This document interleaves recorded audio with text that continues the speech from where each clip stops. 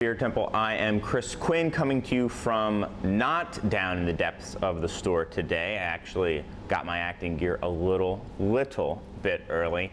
So it's going to go old school where I'm rushing to finish a show before the store opens. So for some of you long-time viewers, maybe, you know, there'll be a little nostalgia to this show. I've got a fun lineup here to taste. We were Nick, Brittany, and I at the store kind of figuring out what to do this morning to taste out, and I brought up this Peche Mortel barrel-aged, and we realized we had just gotten the non-barrel-aged version into the store yesterday, so we thought it would be a fun comparison to do side by side. And also, I'm interested to see what the barrel-aged version tastes like, because I have not had it in recent memory. So for all intents and purposes, I don't remember what this beer tastes like. I do remember somewhat what this beer tastes like, because it is, I feel, one of the best coffee imperial stouts. End of sentence, period. This beer has been on the show before, long ago. In the, if you go into the Wayback Machine, I think one of our first episodes was on coffee beers, and I pulled this guy off the shelf, not my shelf because the store did not exist at the time, but off the local beer store's shelf, and I remember it being one of the best. You guys can contradict me if you want and go back and see how well it actually did. That's when I ranked them all and rated them all. I've stopped doing that, but I think this one did very well. A little bit about the brewery. It is Dieu du Ciel, and the reason I said Dieu du Ciel is because it's got an exclamation point at the end of the brewery name. So it's Brasserie Dieu du Ciel, which I always think is funny. The same thing with Prairie Artisan Ale's Spiced Imperial Stout Bomb, which is the name of the beer is B-O-M-B exclamation point. I think it's kind of funny. I'm probably the only one who thinks it's kind of funny, because I could imagine people just rolling their eyes at home as they watch me do that, but hey, it's my show and I can do what I want. So what is the beer? It's a Russian Imperial Stout with coffee. I don't know if it's a year-round, but it does come out several times a year. It has been getting harder to get, at least in some of the larger beer markets. It is a beer that can fly under the radar a little bit, but still getting a little bit more difficult to find, but not impossible. So depending on where you are, you should be able to find this. Certainly from time to time, if not year-round, just because it'll, you know, take a little bit of time to go through. Barrel-aged version, whole nother animal. Not sure this makes distribution outside of Canada.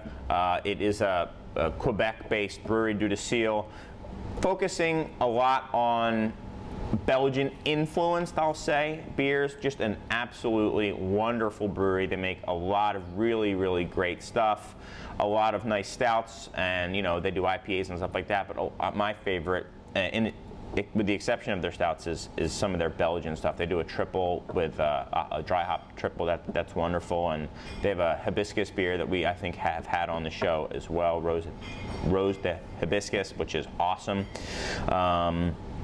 So definitely worth checking out their stuff in general.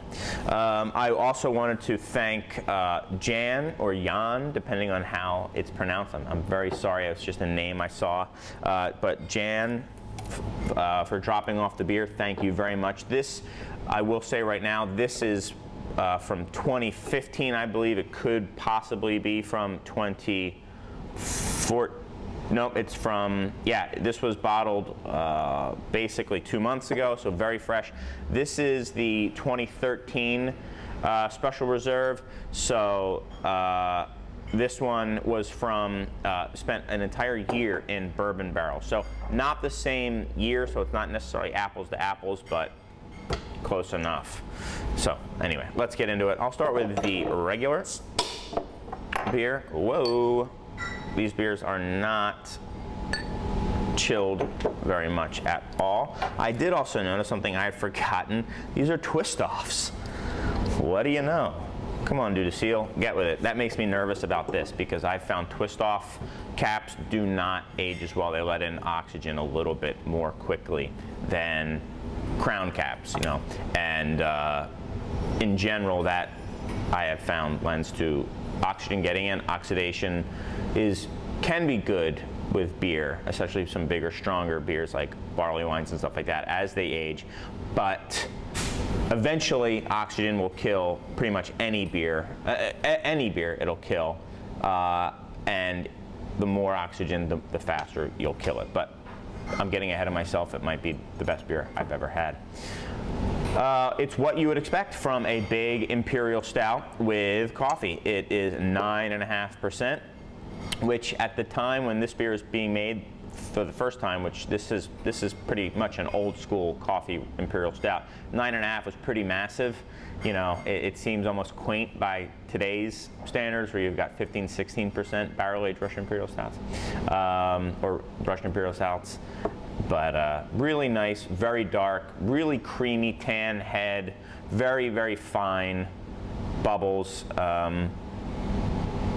and just what I like in coffee beers. There's been a lot of experimentation and a lot of, maybe call it progress, adaptation in coffee beers lately, and people are going for not just the quote-unquote classic flavors in a coffee beer. They're doing more flavors that you're seeing in some of these third wave coffee houses, some of these fruitier, citrusier, more acidic flavors that you're getting. You know, it might just be because it's what I'm familiar with, and it very much could be that, but I still find myself liking those super chocolatey, roasty coffee beers, and that's what I'm getting here. Just tons of fudge and chocolate. I'm not getting any kind of green pepper. You can get a vegetal note sometimes in coffee beers. You can get, you know, something that acidity is a flavor, but sometimes you can smell something that you equate to acidity. I'm not getting any of that in the nose here. Just kind of like fudge, coffee, a really nice like dark chocolate, but not bittersweet, more like a dark fudgy quality. Lower carbonation, but very fine carbonation. A hint of that acidity that I was kind of referring to earlier. Lots of coffee, a good amount of bitterness as well. This is a very fresh example, so it's going to have some bitterness. A lot of times when you have all this sweetness from the malt, you need to balance them out, and over time that bitterness drops out and the beer becomes more and more sweet. But this is a bitter beer. You can get bitterness from the roast. You know, really roasted dark roast coffees are bitter, and then obviously hops. This has hops in it as well. So I think it's coming from both, but I definitely think that this is a bitter hopped beer as well. Very good. Just really, really well done. The amount of bitterness is a little bit surprising to me right now. And it's making me want to eat like a piece of something sweet and fudgy, like a brownie, like a really, or a really like double chocolate chip type cookie. Or take another sip. It's something to make you want to go back to, which can be dangerous with a 9.5% beer. But tons of that fudgy, chocolatey coffee flavor. So if that is your preference in coffee stouts, this is definitely one to try. I don't think it's really missing anything, so I'm surprised to, or I'll be curious to see how the, let me turn off this. I don't know, I just hung up on somebody. There we go. I'm curious to see how the barrel affects it, and I've got about 4 minutes to do it in. So obviously, you know, I'll take 6. Identical looking beer.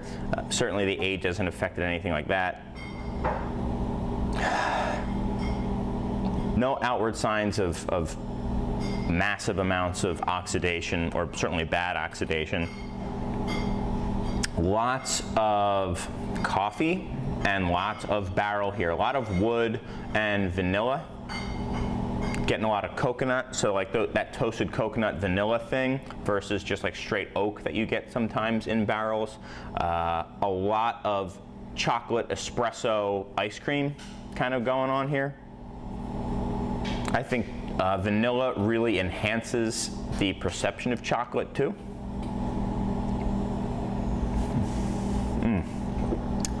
Man, this is a good beer. Very, very good beer. This is a very, very, very, very good beer. Man, the added time has dropped some of that bitterness away, kind of pulled it right in line to where I want it to be. The barrel is certainly prominent. It's a major player, but it's not overwhelming by any means. It's complementary if playing one of the lead roles, and the barrel character, like I said, is exactly what I like in the coffee beers.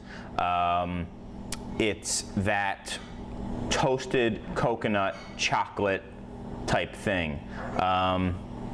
This reminds me of year one Bourbon County coffee. If I don't know how you guys remember that, or if you do, but yeah, like chocolate espresso ice cream for days. A lot, you do get oak as well. It's not just coconut and vanilla, but it's actually like a woody flavor and a lot of like a toasted vanilla thing going on too. Really nice.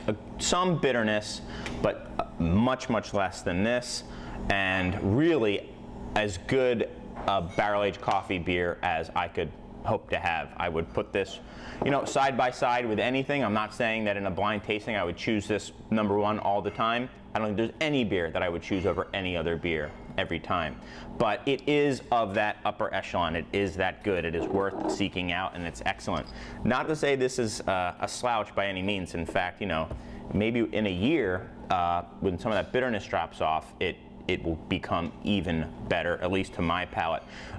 Kind of in a similar vein to Bell's Expedition. I feel very, very hoppy out of the gate. A lot of people like that. I prefer it with just a little bit of age on it. And then honestly, as it gets older and older, I like it even more. I'm not saying this will continue to get better in perpetuity, but there you have it, guys. It's time for me to go and open up my store and taste these beers out to the world. And thank you so much, as always. If you have any questions or comments, please send them to info@craftbeer.temple.com, or just leave a comment at the website right under the video. That's a really easy way to do it too. Finally, if you do like the show, a great way to show support is to write a review or rate the show on iTunes. That helps us out a lot to get the kind of word out there. And that's about it, guys. Thanks again to Jan, and until next time, I've got some great coffee beers to drink, and hopefully you do too.